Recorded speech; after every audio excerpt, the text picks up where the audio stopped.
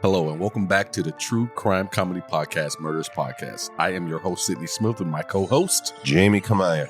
What up, Jay? What up, Jay? What up, Hey. Jay? Oh, thank you. Finally, what are we doing here? Oh, just a little pause.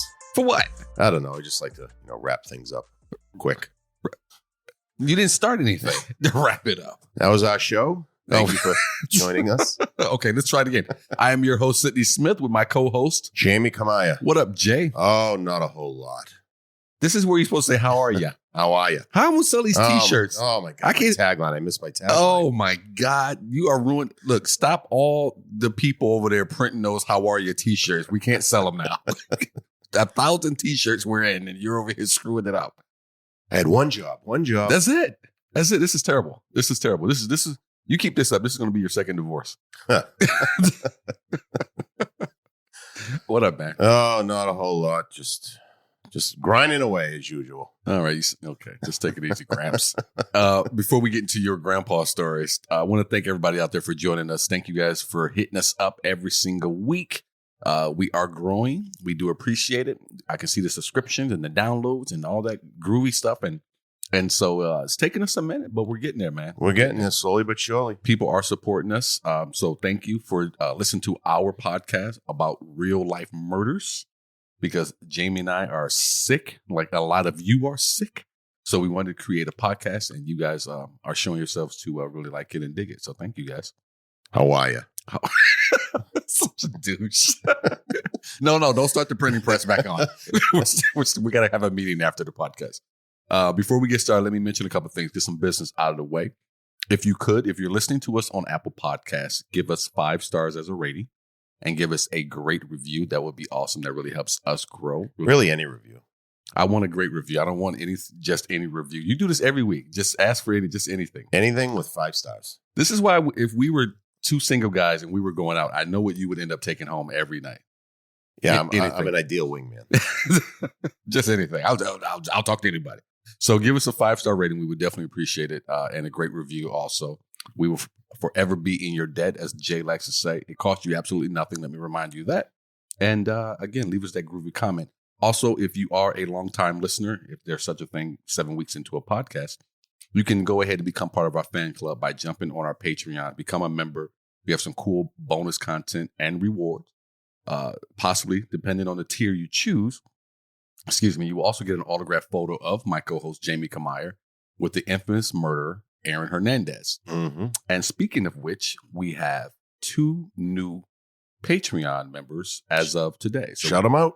I'm getting ready to get a shout out. Stop bossing me. Get on buddy. there. Get off me, buddy. First of all, I want to go ahead and thank Shell Meadows. I don't know why I couldn't say her last name. Something's wrong with me. I've known her for years. Well, it depends what tier did she get in on. I mean, is that why? No. There's a certain tier you have to come in at if you want your name said correctly. Not at all. Shell Meadows. So thank you for jumping in here. I appreciate you. She has sent me some nice messages on IG. Just digging the podcast. She's also tried to spread the word. And so that's all I ask for, man. It's just that Miss positivity. Meadows, I appreciate you, even if Sidney doesn't take the time to learn your name. I've known her name. You know what, Dick? Shell, don't listen to him, girl. You know how I feel about you. But I definitely have gotten some great messages from her about the podcast, and she even likes you. And she's even tried to spread the word to some other friends of hers. And again, as I was trying to say before I was really interrupted by my friend from Boston, that's all you can really ask for is people to dig it, give us a great rating, give us money on Patreon, and then also tell your friends about it. So that's all I ask for. That's all, just that little those bit. 4 small things.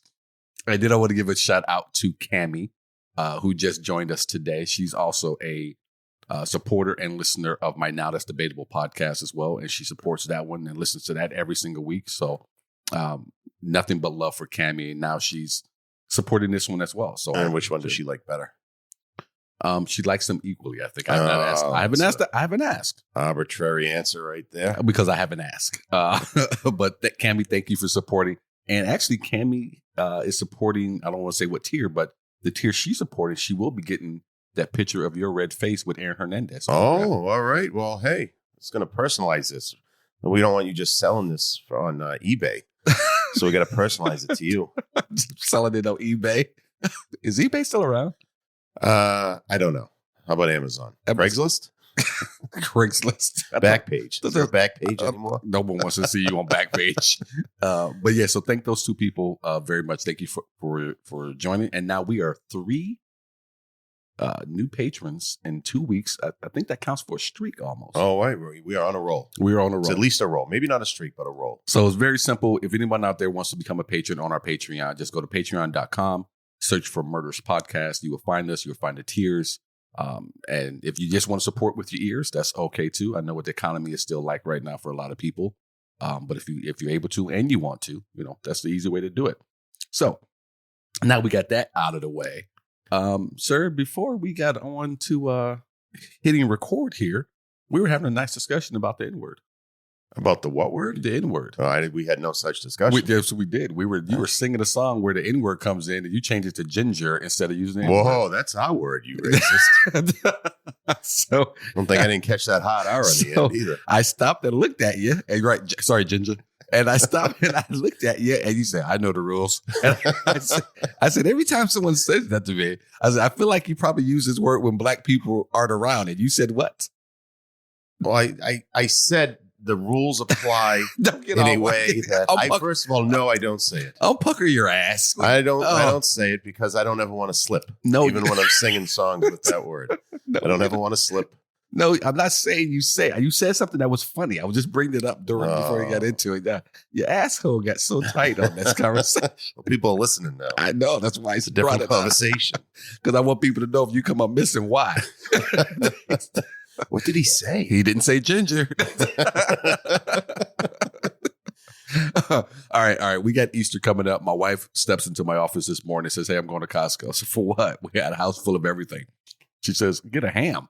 You want a ham for? She looks at me with that smile. She goes, Easter? So what? There's 2 people that live in this house. I guess I'll be by. I just want a ham.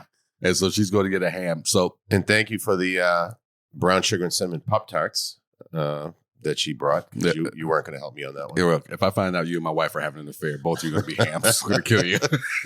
Somehow you told me you're going to contact her for these Pop-Tarts. And the way the crumbs fell down his chin. 2 days later, these Pop-Tarts come home. I'll kill the both of you. But no, I wanted to talk about this real quick. A couple of different things I want to talk about before we get into it. And we got a great episode for you guys. But before we get into it, we got a chit chat. And hopefully you guys enjoy our chit chats. I know I do. You only upset because I brought your ginger shit out. Are you for peeps or against peeps? Well, I don't have the hatred towards them that several people seem to, but I don't go out of my way to get them. I hate peeps. I have a solid hatred. I hate a lot of things. It's the weird eye. But get that weird eye. They're disgusting. They're just not good. I'm like, even as a child, I knew this was a terrible, terrible treat. Yeah, it's like the inside of a whoopie pie or a moon pie. It's that marshmallow. I'm not a huge fan of. And I can choke it down. There's enough sugar coated on it. And I used to like moon pies as a kid. I never liked peeps. And those people who think, oh, they're even better when they're stale. Who are these people? That does not apply to any other food I've ever heard of that stale is better. Every week I ask these folks who listen to us, and you're listening, I know you are. I see the numbers. I say, hey, hit us up on murderouspodcast.com and leave me a message. And so I'm going to do it again this week. Are you for or are you against peeps? Now, I have a couple people who do it every week. And so are you for or are you against peeps? I got to know. On last week, we were debating on the hiccup girl, right? About what her status was, like her jail term. Was I okay with it? Was I against it? And you never told me about anybody's feedback. So I'm guessing they sided with me because I don't have access to this. So I'll never know. Is that what you were thinking? Leave that in a review on iTunes. I side with Jamie on the hiccup girl. No. If you don't ever leave anything in the reviews that you side with Jamie on anything, because I'll have to question a lot of things about you if you do that. How can you side with this guy? 5 stars. 5 stars, just out of nowhere. We actually did get someone who messaged us actually, and I'm trying to pull it up right now. And for people out there who are in the business, when your partner does the finger, like, everyone knows, hey, that person's crazy, but does it away from them. And they're saying, hey, keep going. That's what you're supposed to do. You're supposed to keep going. But only Jamie Kamier stops when I ask him to keep going. Why are you taking the drink in the middle of this, Sidney? Right.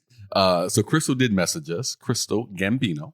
old school friend of mine, all the way back to high school. Seems like just yesterday. She said, I agree with Jamie. The crime does not match the penalty. If you actually take a life, you should do more time than anyone else. Everyone should pay, but not as much. So, well, thank you, Crystal, because when you opened with, this is an old friend of mine, I was about to disregard that. Wow, she's just going to side with Sidney. That's an old friend. No. I wanted to make sure I said that just to show that, no. Crystal Gambino, I appreciate you. No, it's a terrible response we got from her because she's dead wrong. It's a terrible response, Crystal. Dead Crystal, wrong. I give your response 5 stars. And if you did not catch last week's episode, I would say you need to catch the one on the hiccup girl. And I don't want to give too much away just in case, but she deserves everything she got. And if she could have got more, she should have. According to you. That's right. According to me. That's why I lay according to the guy who sees the email response. I lay down the law just like that, man. That's what I do. Let me transition real quick. Terrible transition. I'm going to transition to you trying to call me old because I hurt my back yesterday. I did. And I'm kind of walked around wincing. How did you hurt your back? Bending over, getting a pair of workout pants out of my drawer. That's a sign if I ever saw it. I mean, you want to see a man just completely shut down and almost go to tears. I don't know what this pain was I felt, but I had to lay on a heating pad for a few hours. Like, what do you mean, oh, geez? You're in worse shape than I am by far. I don't get injured putting on clothes. Because you don't move too much. I'm going to see you stretching on the floor. What are you getting ready to do? Get dressed? It was bad, man. It was bad. The wife had to help me get into bed and lay down. And I had to lay on the heating pad. And I was going to sleep on it, but I didn't know what would happen. So I didn't. I woke up this morning, got back on it. Didn't finish up some things I wanted to finish last night. Didn't get a chance to hit the gym. Not going to get to hit the gym. I'm very upset by this back situation. I would have been like, oh, I don't have to go to the gym? Of course. It's just back pain. Well, nice. You made fun of me earlier about it, and you're laughing about it. Well, how it happened. Yeah, that's funny. No. You have an old man back. Okay, I'll give you that. No, the funny part was you were laughing, and then you were out of breath from laughing for 10 minutes. I'm like, you got a lot of nerve. Be picking on me, you bastard. I know my limits. Jeez. I don't pick up clothes off the floor too quickly. You know what? I'm very happy that you laughed at my back and then you let me know what's going on with your car. And then that made me happy. That's rude. No, it's just karma. No, it's punk. Not karma. It is too. You laughed at me. I hurt my car before you hurt your back.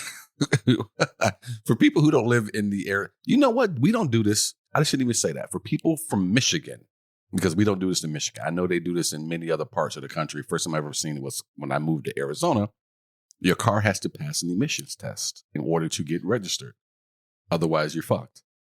We don't have to do that in Michigan. They don't give a shit if you have a engine light on or whatever. You know your car passed, but not here. And you have to get your car registered. Yeah, the engine light came on yesterday. Registered or find someone in Winslow, 5 hours from here. But yeah, no, check engine light went on. However, today I was driving over here and it went off. So it's the 31st of March. It expires today. I have to go get that emissions test right after we record this. And you know what's going to happen. As soon as you get in the car, the light's coming back on. The light's going to go on. Because I'm going to curse you for jinxing me. I'm not jinxing you. Your car's a dick tease. Jinxing you? Got 153,000 miles on that 2016 puppy. It's a lot of miles. Yeah, that's a lot of miles. She's just fighting back. She's like, fucking park and let me sit for a little while. Jesus Christ. Anything though on the home front or otherwise with the health? You working on different body parts on different days? No, I think we're going to go do every body part tonight, as I usually do. Is this your usual day to work out on Thursdays? I don't really have that set of schedule. I'm not that serious. Can you? I'm picking up my son today, and I'll take him with me. I don't think I can work out today. Can either you or Jack lift some weight for me?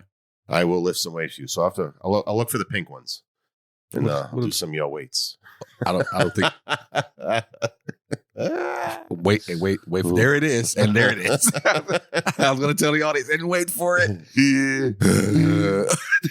It's over. I want you to know something. You pick on me so bad in my house. Stop. You eat the Pop-Tart so much that if your heart stopped here in the office, I will give it some thought to resuscitate. Well, you gave me a whole grain Pop-Tart, so my heart should be just fine. You know what? I told you before. It's the wife that gave you the whole grain. I personally were just... No, it just means she cares. She cares. You should be worried. She didn't give me any ordinary Pop-Tart. She gave me the healthy one. This means something. It's one less gram of fat. This means something. We got a great show lined up for you guys. If I could give you guys an applause break, I would, but I can't because that would just be so cheesy. Yeah. But thank you guys very much for supporting the show the way you have. Again, Atlanta, I don't know what we're doing for Atlanta. I don't know who we're bribing, but they are still just crushing. So thank you guys a whole lot, along with the rest of the country. But thank you, Atlanta, for sure, because, man, so many downloads coming out of that city. We don't know anybody there, really, so. I don't know. Might be your face. Maybe Might be my face. Maybe you bring him in. What could be the voice that goes with his face? Oh, my God. Oh, my God. The combo. That's not it. That can't be it. I don't know what it is, but thank you guys very much. Train wreck. But thank you guys very much. All right. So this week's Murderess shows us that age ain't nothing but a number. Time for the death row granny, Velma Barfield. Woo! What was that? I don't know. Just trying to get up for this. Are worried about my car. Are you adding new things to this show? Put that on our little laugh track. There you go, laughing and dying again at the same time. All right, I'll be fine. I doubt that. All right. So Margie Velma Bullard Barfield was born on October 29th, 1932 on a small tobacco. What? October 29th, 1932 on a small tobacco and cotton farm in rural South Carolina. She was raised near Fayetteville, North Carolina. She was the second of 9 children and the oldest girl. Velma was raised in a strict Pentecostal Christian household. Pentecostal? Yeah. I don't know much about that religion other than what we found out with the research. Sounds serious. Yeah, but before we started researching this one and everything, did you know too much about it at all? I heard of it, and that was about it. Yeah, me too. I knew it was under the Christian umbrella, right? I think most religions that say Christian in the name are under the Christian umbrella. That would make sense. Yeah. Like a white child. See, I figured that out on my own. No, you did not. This religion is based on a faith where the Holy Spirit invigorates the person to live a pure life, full of energy from said spirit. It's supposed to be one of the most intense Christian faiths. Oh, I already don't like it. We know. Her life of crime began at an early age when she noticed that most of her classmates seemed financially better off than she was at that time. She would steal money from her father so she could buy things that her classmates had. Well, that's not very Pentecostal-like. You know what? Excuse me. When I was doing the read-through on this, what kind of jumped out to me about that was how much better do your classmates have to be doing for you at a young age to understand that I live a different life, not as lavish as my classmates do? Because most kids, those are normally things kids don't really. Back then, it probably starts with the shoes. I'd say you make an assumption at the shoe level. Now it's probably like the cell phone level. But as an early age kid, especially during her time, you think? Because I think most kids don't really are aware of that unless the other kids are picking on you, maybe, which just doesn't. Maybe she had like holes in her clothes. So. Why would you laugh about her? You're a horrible person. Oh, poor Velma's clothes. Poor Velma. We won't be saying that, I'm guessing, by the end. Well, we will right now because she probably had holy jeans. Sorry, you're picking on her. I can see what kind of kid you were.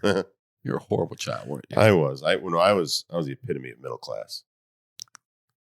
What does that mean? I had enough, but not a whole lot extra. Okay. There were kids behind me and kids above me. Were you aware of that as a young kid, though? Pretty young, because I remember we were at a field trip, maybe 2nd or 3rd grade, and I said, needed money for lunch. So my mom gave me a $5 bill so I could buy lunch while I was at this place. And another kid didn't have money for lunch. Mm-hmm. I said, why don't you get some from your mom? Well, she didn't have any to give me. Did you say mom? His mother? I don't know. You said mom. Mom? Is that what you guys, is that how you guys refer to your mothers back in Boston? Is mom? Mom or ma. So not mom, mum. Mum, M-U-M. Huh. That's weird. I didn't know that. Mum, I don't know, I guess. Isn't Boston kind of segregated as far as economics go? I don't know. It's a little, Boston itself is pretty affluent, I would say. And it drops off quickly in certain areas. Well, I know, but wouldn't normally middle class normally live with middle class? Poor with poor? You wouldn't have a mix? Pretty much. Like the houses in the neighborhood are probably all usually similar values. So I guess it happens that way. All right. Got you. All right. Mum. I didn't know that. That's Mum. Hi, Mum. Something else to pick. There's no way she's listening to this. Do you call your mother Mum now? Mum or Ma? Ma, I know. Okay. Never called her mother. Never called her mother dearest? No, Maybe not like in the second person, no. I refer to in the third person, my mother. So her life of crime began at an early age when she noticed that her classmates were financially better off. So she started stealing money then. Velma went and stole $80 from her neighbor. Oh. And it's a lot of money back then. Well, and then her dad found out and beat that ass. Oh, well, hey. Which lesson learned. A lot of these kids today need a good ass beating. Lesson learned, don't get caught. So dad found out, beat that ass. She would later claim that this was the last time that she stole anything during her childhood.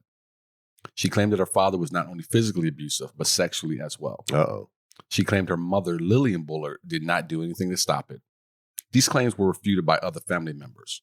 Whatever the abusive situation may have been at home, she decided to escape it all by getting married at the age of 17. That's young.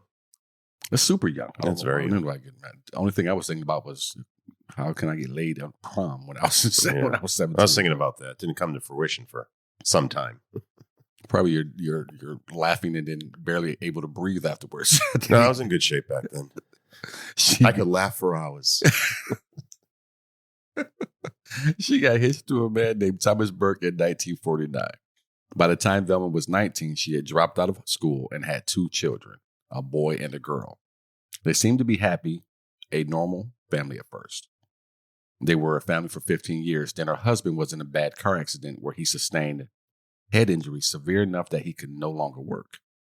She would go on to get a job at a textile plant to support the family, but ended up needing a hysterectomy. And after the operation, she developed back pain that was severe enough that she would have to quit her job. I got a question. Yeah. What is a textile plant? What do they make there? And don't say textiles. Textiles. Which are what? I think textiles, I'm just guessing, isn't that more like materials that are used for making clothes and things like that, I believe, right? Sure. I'm just guessing. You sound like you know better than I do. I'm going to take your word on it. I don't know why you would just hit me with that during the show. Yeah, seems like an old word. I don't know. I just no. When I hear something I want to know. No. Let's talk about this. Why would you hit me during the show? You're going to ask me that question. You had a read through of this just like I did. No, you read too closer. You're the narrator, so you pay closer attention than I do. Well, you probably obviously not close enough to the words that are written and to my co-host because you would just hit me with, "Hey, I got a question. What's a textile?" That like this isn't. I'm not a fucking like professor. Towels? Maybe it's towel. I don't know. No. I don't want to talk about. I want to talk about the fact that you would ask me live on the show during recording what something is, not knowing if I had the answer or not. You just that was. Well, I figured you had to possibly know the answer.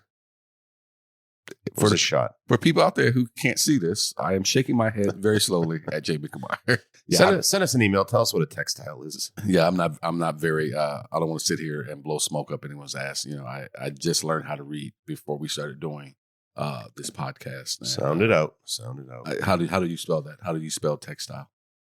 And so yes, TEX style. So yes, textile is a type of cloth or woven fabric. So you were right. Don't sell yourself short. Every once in a while, I get something right. A little wood on the ball. Don't ask me any more questions. Just listen to the show. Yeah, so that's what it is. For people out there who do not know what textiles is, a type of cloth or fabric. It's a noun. She developed back pain that was so severe that she would have to quit her job. There was also the insecurities with not feeling like a whole woman due to the hysterectomy. These events led to a behavioral change in Velma and an eventual drug addiction. She was hooked on antidepressants and tranquilizers, specifically Librium and Valium, to get her through the day and deal with the stress of what was turning into a life that she did not sign up for. What's Librium? Shut up. She shouldn't feel like less of a woman at my age. Those are the woman I go for. The woman with the hysterectomy. Right? No chances. We're taking no chances here. You're What's your I don't want to be an old dad. What's your medical situation? No. Not your heart. Down there. You got all your pots? Yeah. Sorry. I'm gonna swipe left. I have to take that drink I bought back. She would see several different doctors so she could keep her prescriptions nice and full. This eventually led to a mental breakdown, and she became hooked on other drugs on top of the ones we already mentioned. To make matters worse, her husband began to drink heavily and use drugs himself. And the minor tiffs that the couple would have before were now turning into bitter arguments. Did you do my drugs? Where are my drugs? That was so random. On April 4th, 1969, after Burke had passed out, Velma and the children left the house, and when they returned, they found that their home had mysteriously caught fire and burned to the ground. Oh, mysterious. Oh, man. Doo-doo-doo. What was worse is that Barfield's husband was inside. So Velma's husband was still inside. Eventually, his body oops. Eventually, his body was pulled from the ashes. It was never determined if the fire was an accident or the result of foul play. I feel like I know. Yeah, fingers crossed we get this right. Gun to my head if I had to answer. If gun to your head, Barfield's putting it there. Barfield would move her remaining family members back into her parents' house. Her father soon died of lung cancer, which Velma never had been suspected in. I hope not. It's lung cancer. Right. How do you plant that? He kept buying him cigarettes. Smoking another cigarettes in his nostrils while he's sleeping. Smoke another one. But her mom became mysteriously ill. Nobody suspected anything in that case either. A few months later, another one of Velma's homes burned down. But this time, she was a little bit smarter of a homeowner. This time, the property was insured. Oh, yeah. You learn. That's how you do it. Lesson learned. Lesson learned. Collect that dough. In 1970, she married a widower named Jennings Barfield. On March 22nd, Jennings Barfield. Is he from the Cape? I don't know. Your jaw moves from side to side like most people from the Cape when you speak, when you do that. Oh, it's really it's a bowling alley. Jennings. Wait a minute. There's no bowling alleys on the Cape. No, I get the boat, but it was in like Jennings' accent. Oh, okay. I can't understand him. Just like I can't understand the you. Boat. Oh, the boat. Okay. Thank you. It's hard T. It's not like bowling alley. I didn't know where he was from. All right. On March 22nd, 1971, about 6 months after their marriage, Jennings was dead. You can't laugh in the same sentence as saying he's dead. Gotta separate with a period. The accent made me laugh. Jennings is dead. Oh, poor Jennings. I'm a good comic. I know when to let a bit go. The cause of death would be reported as a result of heart complications. My heart's not doing well. In 1974, Lillian Bullard, Barfield's mother, showed symptoms of intense diarrhea, vomiting, and nausea. My ass is on fire. Would you stop? This is Lillian now, not Jennings. All right. Only to fully recover a few days later, during the Christmas season of the same year, Miss Bullard experienced the same illness as before, but this time she died in the hospital. And vomiting and diarrhea and nausea, yes. But this time she died at the hospital a few hours after being admitted on December 30th, 1974. In 1975, Velma Barfield served 6 months in prison for writing bad checks. Then in 1976, Velma began caring for the elderly, working for a couple named Montgomery and Dolly Edwards. Montgomery. I knew you were going to do that.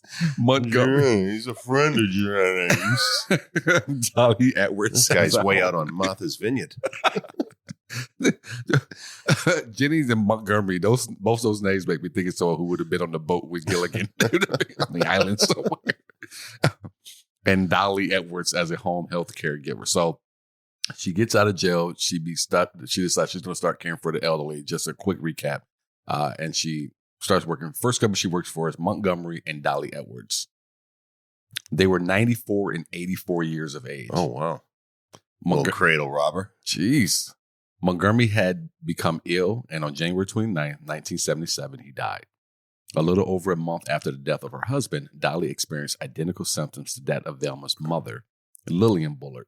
And then she died on March 1st. Well, combined, that's 50 years of Social Security. So Velma's actually doing us a favor because they've collected enough. Is that right? Shut them off? Assuming, I don't know that she did something, but I'm guessing if we're talking about it, that she came through for the rest of us. We're never going to be able to retire if it wasn't for Velma. It is one of the things that when you hear over, I don't think you hear it as much, depending on who's in office and what they're talking about, I guess. But we have heard this conversation said many, many times about people are living longer and longer and longer, yep, and drawing more and more Social Security from the government, therefore putting more of a hindrance on the generation or two behind them. Yeah, I'm never going to be old enough to retire. Why? Well, the age keeps going up, and I'm not exactly Captain Healthy over here. Go ahead and laugh again. Let's see how. And so these deaths will later be changed to murders that Velma would admit to. So Later on, we're giving it away as if you didn't already know. Surprise, surprise. But eventually, Velma would admit to the murders of both these folks at 94, 84. I feel like you could have just kind of held off. They're 94, what 84. are they going to do? Seriously. 94, 84 years old. What was the rush? Can you just like throw some water on the floor? Hey, come quick. Zip. Anyone out there who was thinking about having Jamie come by and watch over you, don't do it. Just put some I'm telling water you right on. now, if you're sucking on my Social Security, the teeth of Social Security, I'm going to knock you off it. Jesus, between this and the freaking Bitcoin last week, you're really about you. I don't want to talk about Bitcoin. Why not? What's up, man? Well, I don't have any more Bitcoin. What happened? Well, I didn't know what was going to happen with my car, so I withdrew it. But if I can pass this emissions today, wow, and it's all going back. Now I know why. I know why. What happened with your car now? What's that? Because remember you were telling me I was Bitcoin poor last week. Oh yeah, karma, bitch. I still got 96 cents floating around in there. How about you? How much Bitcoin you got? Well, not right enough, now, not enough to talk about about. 100,000. No, you not enough. It's like 96 cents in there. Nada. I left a little, to play the market. Mm-mm. That's like telling a woman, she says, how much dick you got? About 3 inches. You got nothing. That's nothing. If a woman has 3 inches, I'd say that's something. If a guy has 3 inches. I said a woman asking you how much dick you got. Oh, I missed that. I think why would a word there. Why would a woman tell you she's got 3 inches of dick? I don't know. Maybe tell you she got more than you. Oh my God. I don't know. That's a clitoris, actually. Just a large clitoris. So it's one I ain't messing with. So the following year, going to sink sideways. What is it? So the following year, Velma took another caretaker job.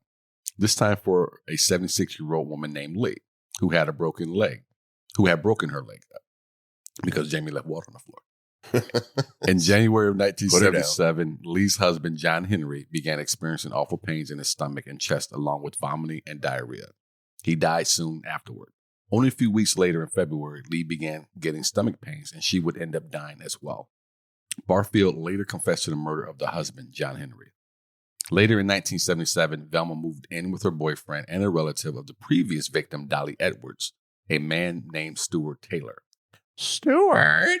Come on. That was one of my favorite characters. Oh, it's the best. From Mad TV. I got it. He's on HBO Max now. Look what I can do. I don't want to go. No. Look what I can do. Stuart Taylor drove. It's a good character. Stuart Taylor drove his girlfriend, 46-year-old Velma Barfield, to a revival meeting of the famous preacher Rex Humbard. Oh, yeah. Rex. Although Taylor was not extremely religious, he knew that his girlfriend was a devout Christian, and she would love hearing the popular evangelist in person.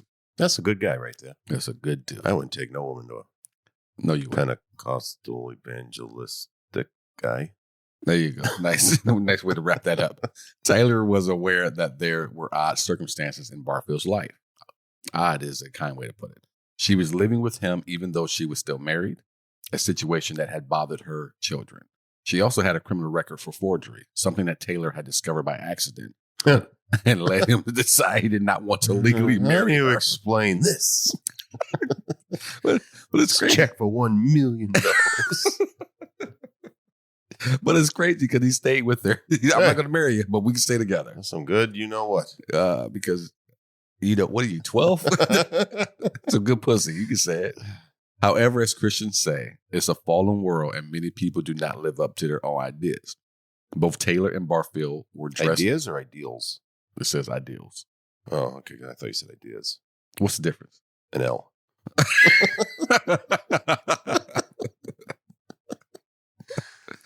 Oh, I'm going to murder you. Both Taylor and Barfield were dressed in their Sunday best as they arrived at the Cumberland County Civic Center in Fayetteville, North Carolina. The service had just begun when Taylor got extremely nauseous and says, "I'm feeling sick," he whispered to Barfield. "Maybe it's something I ate." As Humbard preached, Taylor began feeling worse with shooting pains in his stomach. "I've got to go to the truck and lie down," he told Barfield. The 56-year-old farmer rushed out and opened up his truck to lay down on the seat. The pain inside him grew worse. He was still hurting with nausea when the meeting was finished and Velma got into the car with him. Stuart laid back and wincing in pain as she drove them home. At one point, Stuart said, "Stop." Barfield pulled over the side of the road. A pale and sweaty Stuart stumbled out of the vehicle and hurled him to the dirt. I thought it was going to be diarrhea. I see what you're throwing there, buddy. At home, he was in too much pain to sleep. In the early hours of the morning, Velma phoned his pregnant daughter, Alice Storms, to tell her of her father's deteriorating condition. It was Alice's husband, Bill, who answered the phone. Velma apologized for waking him up, but said she thought it was important that Stuart's daughter know that her father was frighteningly sick. Later, Alice phoned to ask Velma about her dad's illness. They both figured that it was probably just the flu. Still later, Velma visited one of her boyfriend's best friend, a man named Sonny Johnson. Stuart is sick and he wants to see you, a distressed Velma told him. Johnson rushed over to see what was going on. He found a weakened Stuart Taylor lying in bed with a wash basin beside it. There it is. I knew it was coming. Taylor asked, "Could you take care of the pigs for me until I'm over the flu?" His friend assured him that he would. And on a side note, the sound effects are made by Jamie and have not been they are my own. Have not been thoroughly vetted. Taylor's condition got worse. His chest, stomach, and arms were all racked by pain, and he vomited nonstop. He felt like he was on fire from the inside. The next day, I know the feeling. The next day, Velma drove her sick boyfriend to the hospital. What is wrong with you? You just dismiss me when you've had enough of me. While the doctors examined and tried to treat him, she discussed what she knew of his medical history. She was not well informed about it, but she knew he was a heavy drinker. After answering the physician's questions, Barfield called Alice. She in turn phoned her brother Billy, who went to the hospital. Together with his father's girlfriend, he heard a doctor say his father's dreadful condition was gastritis. The doctor prescribed medicine and told Velma she could take Stuart home that night, which she did. Uh-oh. Sonny Johnson began visiting his friend at the farmhouse that afternoon. Sonny Johnson again visited his friend at the farmhouse that afternoon. Stuart had finally improved. He still looked like crap, but he was sitting up in the bed, chatting and smoking. Oh my God, I'm a child. Who wrote this one? He asked Johnson to talk to him from the doorway because he didn't want to give him his flu. The next day at around 8 p.m., Stuart had taken a drastic turn for the worse. I'd say so. Right. Very next day, Barfield phoned John McPherson, a neighbor and friend. Stuart needs an ambulance. McPherson called an ambulance, then drove to the house himself. He found Stuart Taylor looking terrible again. The room had a nauseating odor because the sick man had suffered an attack of diarrhea in his bed. I'm not laughing. Stop. He's so 8 years old sometimes. Taylor was making incoherent moaning noises and wouldn't stay still. From time to time, he even screamed. Velma had surrounded the bed with chairs, their backs to the bed, to prevent him from falling out of it. The EMTs worked quickly to get him. Keep him in his own diarrhea? Come on, that's rude. The EMTs. You know, look at the mess you made. Now sit in it. I'm sorry, this poor guy. The EMTs worked quick. I'm fine. You're right. Continue. You okay? Yeah. Okay. No. The EMTs worked quickly to get him into the ambulance. This is the last time you eat a whole grape Pop-Tart. This up. Wait. So you wait this. Someone has an accident. No, maybe they're thinking of EMTs. No more whole grape Pop-Tarts for you. Bring toilet paper. Put yourself together. Should we clean them up? Not call the EMTs. The EMTs worked quickly to get him into the ambulance. Barfield followed in Taylor's truck. Doctors rushed to his side, but Taylor died an hour after arriving at the hospital. In the waiting room were Stuart Taylor's children, Alice and Billy, and a girlfriend who had nursed him through the illness, Velma Barfield. The doctor said he was puzzled by the man's sudden death and suggested an autopsy. Both Alice and Billy asked Velma what she thought. I think they asked just to see what she would say. Right? Oh yeah, it was a sad. They were catching on it. What do you think about this, Velma? Think we should do this? And Velma said, if you don't do it, she said you'll always wonder. But I know in her head, she was like a Scooby-Doo villain. I would have got away with it too. Stuart Taylor's adult kids told the physician to perform an autopsy. Velma Barfield and her adult son, Ronnie Burke, sat with Stuart's grieving family at his funeral. Velma placed a comforting arm around Alice and said the words that some folks love to toss around. He's in a far better place. That's not even a word. As Ronnie left the office, he looked at another person there and said, "You know, it's the saddest thing, but it seems like everybody my mother ever gets close to dies." Wait a second. How could the good Lord allow this to happen to a faithful Christian like Velma Barfield? Close quote. Earlier that same Sunday, a phone call had awakened Lumberton Police Detective Benson Phillips. Benson. The caller was crying and struggling to speak. The detective could not easily make out her words. He was able to gather from some of the sounds, "Murder. I know who did it. You got to stop her. You got to stop her." The police officer just shrugged it off as a crank call, just what he needed to start the day. He had heard of no murder in the small town of Lumberton, and he would have if one had been committed since he investigated all homicides. However, he suggested she call him at the station before he hung up the phone. When he got there, he found, as expected, no homicide reports. So the wacky morning caller became an afterthought. Then she called back. This time she was calmer and more coherent. She still didn't want to give details, but Phillips gradually coaxed them from her. She revealed that she was calling from South Carolina, but she couldn't give her name. She didn't want anybody to know that she had called. No, they're in North Carolina, right? Yes, Fayetteville area. Gotcha. Well, Lumberton was the town, but I think it's probably surrounding area of Fayetteville. The man who had been murdered, she said, was the boyfriend of Velma Barfield, who had killed him just as she had killed her own mother. Your own mother? The caller admitted that she could offer no proof, but she was sure, too, that Barfield's boyfriend and her mother weren't the only ones. Too many other people close to Velma had died, she said, including 2 elderly people that Barfield had worked for, but she didn't know their names. When Phyllis pressed for evidence, she could offer none. Montgomery. Right, that would be one. Jennings. There's another. All right. How did she know about all of this? Phillips asked. Because she said, "Velma Barfield is my sister." Oh, that's some cheap shit right there. I don't know if I could turn in my own sibling if they were murdering people. Yeah, no, if I thought they were going to murder me, I absolutely could. But if it was people I didn't know, I could care for. So, Okay, all right. So I got to ask you this. All right. I know you were kind of joking, I think, a little bit there when you said it, but Sure. is the fact obviously you're going to turn them in if they're going to kill you. It's Yes. self-preservation. But what's the reason for not turning them in if they're not if your life is not in jeopardy? Listen, I'm not in their shoes. I don't know what's going on in their life. I don't want to judge. Are you being serious? Is that the real reason? Nah, not really. I think I'm just full of shit. So you would turn them in? And probably in several cases, yes. It'd be hard pressed for me to snitch on my own sibling. Yeah, no, it'd have to be like if it was a, I don't know, just some scumbag I didn't care for, like abusive boyfriend, I wouldn't care. You know, something like that. When my sister killed an abusive boyfriend, I wouldn't give a shit. Gotcha. I helped him bury the body. So case by case. Yeah, I would say so. Right. Okay.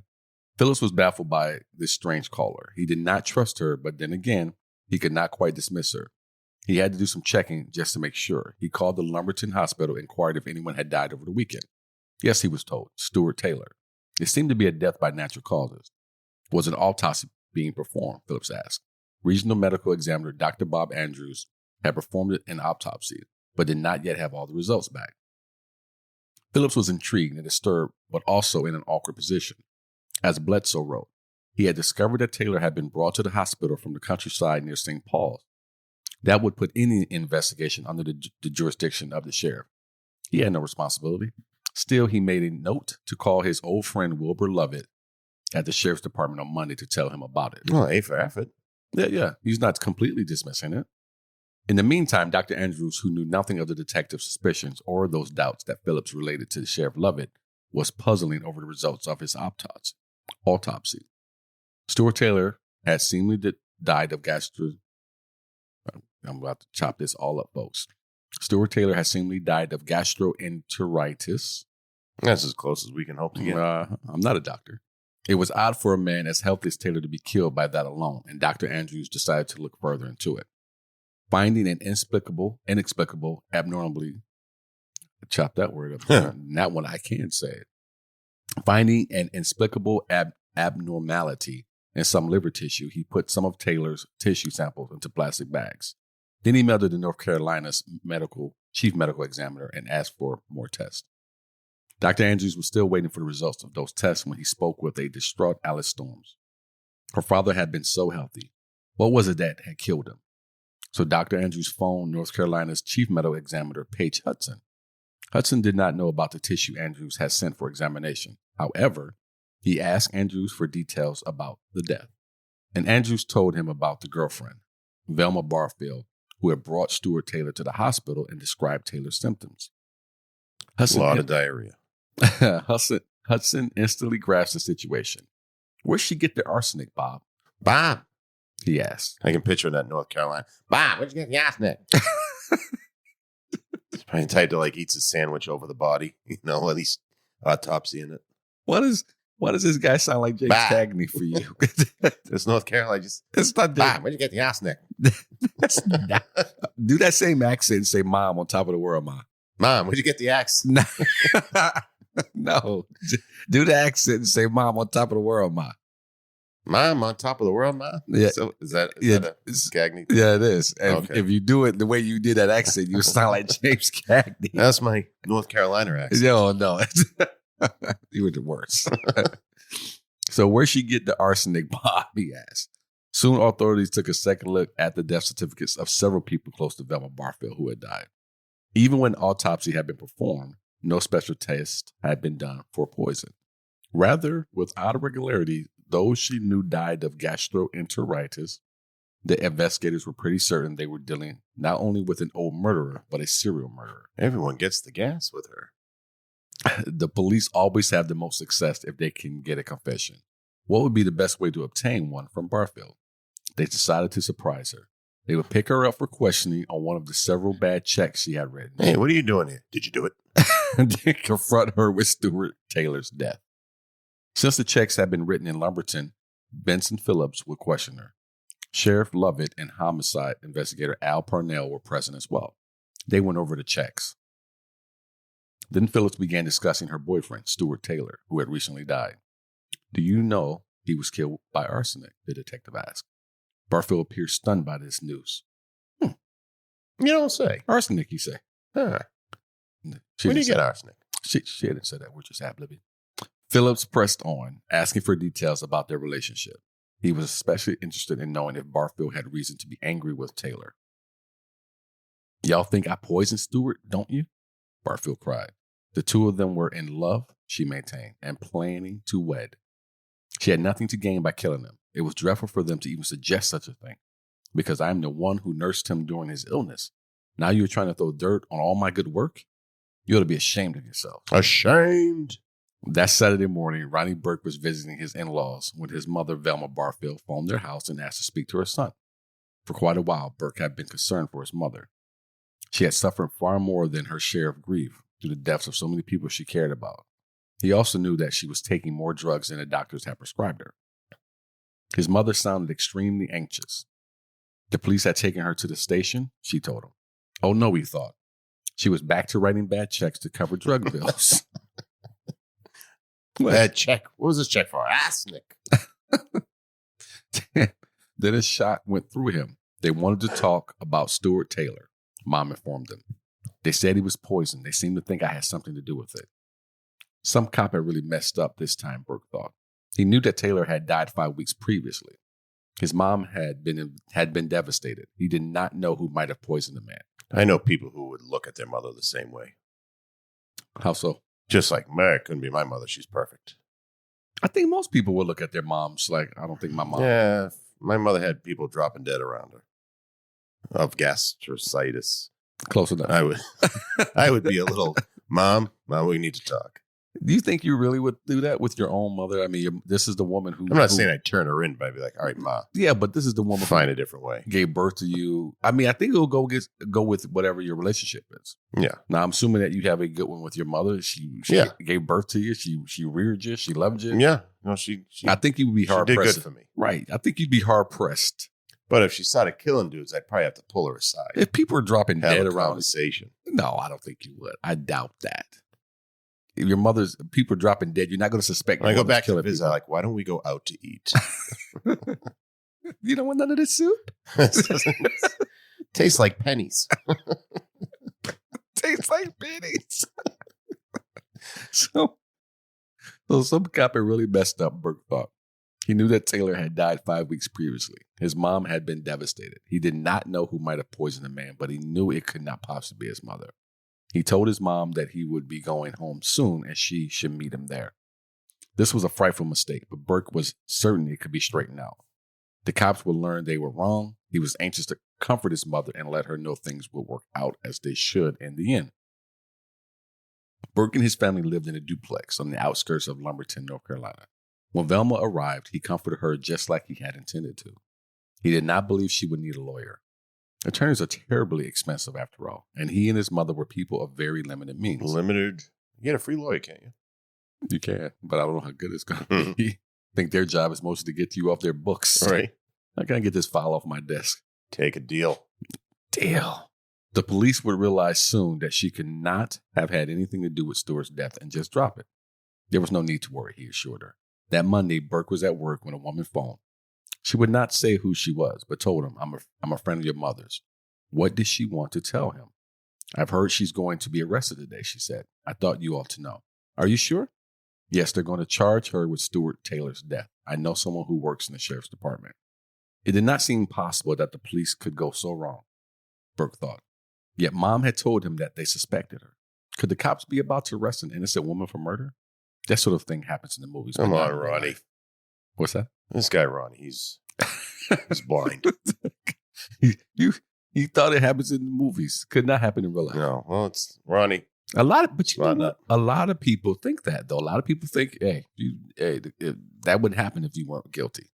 A lot of people just have that in their mind. They don't question. A lot of people don't question the police at all.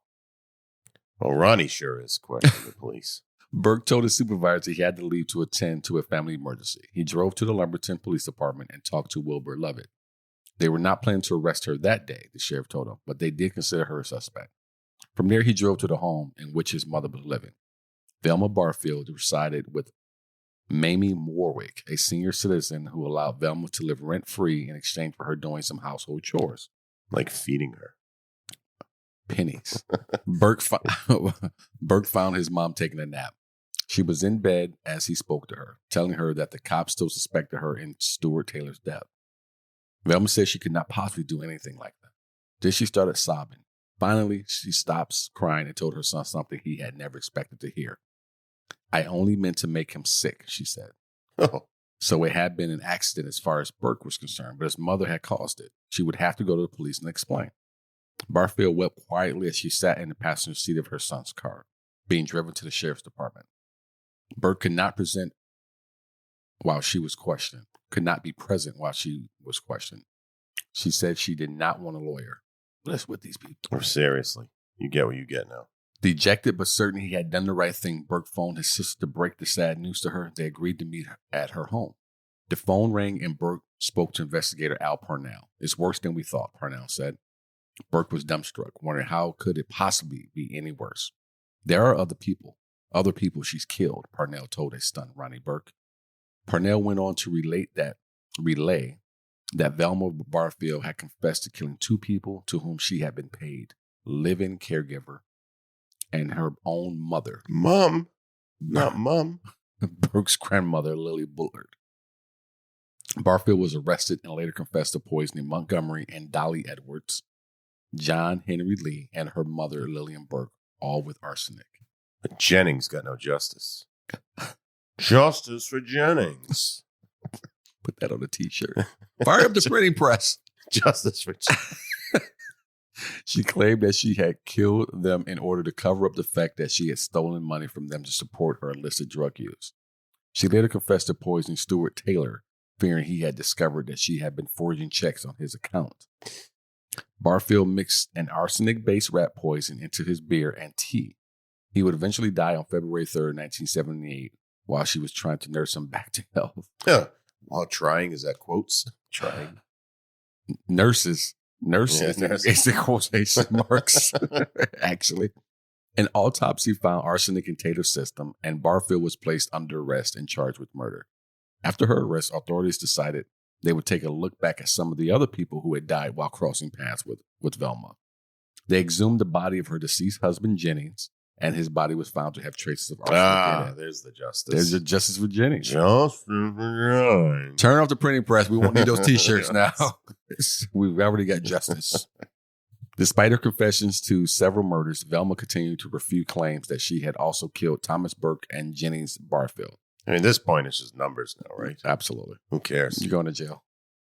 Velma Barfield was tried and convicted of first-degree murder of Stuart Taylor in December 1978, despite attempting to use a defense of insanity. The trial jury found aggravating circumstances and recommended that she be sentenced to death. Yeah. While on death row, Barfield became a born-again Christian, as you would, and began to as they do, and began to act as a minister to fellow inmates and even some of the guards. Barfield began writing letters to Governor Jim Hunt in which she argued that her born-again Christian faith should be considered as a mitigating factor for commuting her sentence from death row to life. You got to be in prison. a pretty bad place if you're taking, like uplifting advice from someone who's been sentenced to death. Well, no, because a lot of part of Christianity and growing up in the church is that every leader of the church has a story to tell.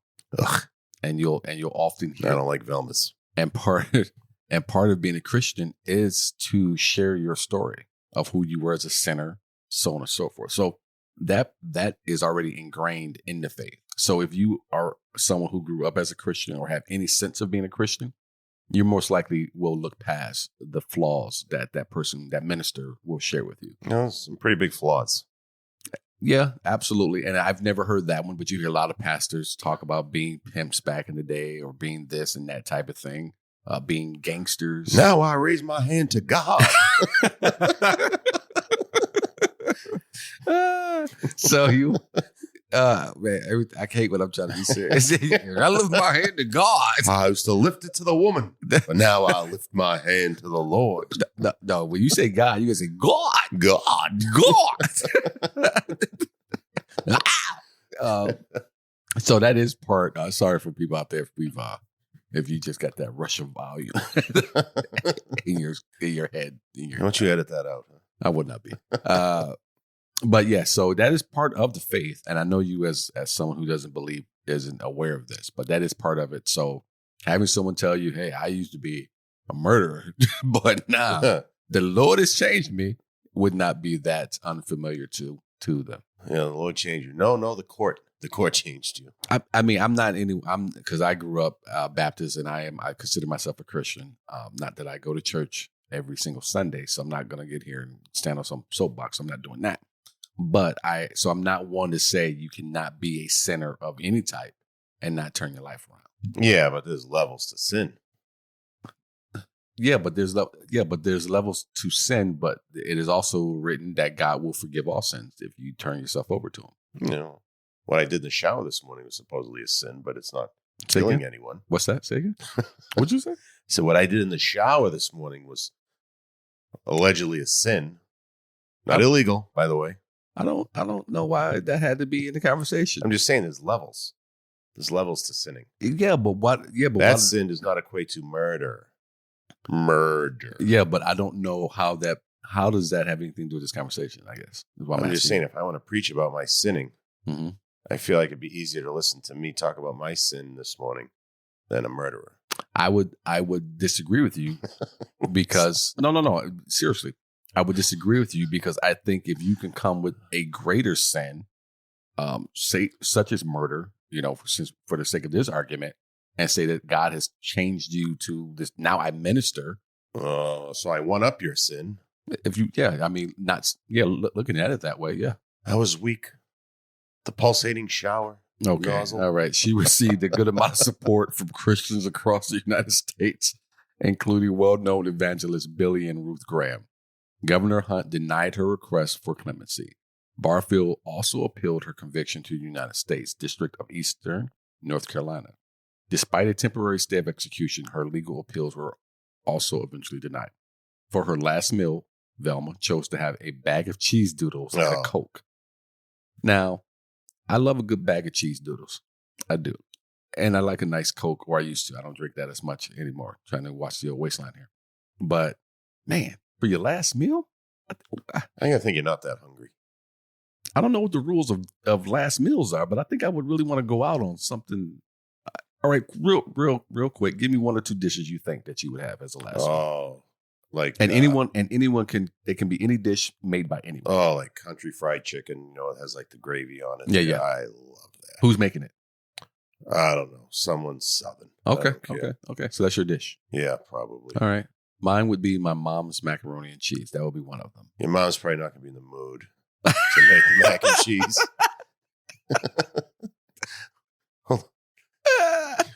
I'll buy the ingredients when I'm in Arizona, Sydney. I hate you. That's fire up the printing press. We're making I hate you t-shirts. Crying into the noodles. Did you? Now I got to drain them again. Mom's not going to be. I hate you so much. All right. Velma Barfield will be put to death by lethal injection at 2 a.m. on the 2nd of February, 1984 at the Central Prison in Raleigh. I don't know. Raleigh. I don't know how they pronounce it here in North Carolina. I'm from Medellin. She was 52-year-old, a grandmother who had murdered 4 people. Velma Barfield was put to death at 2 a.m.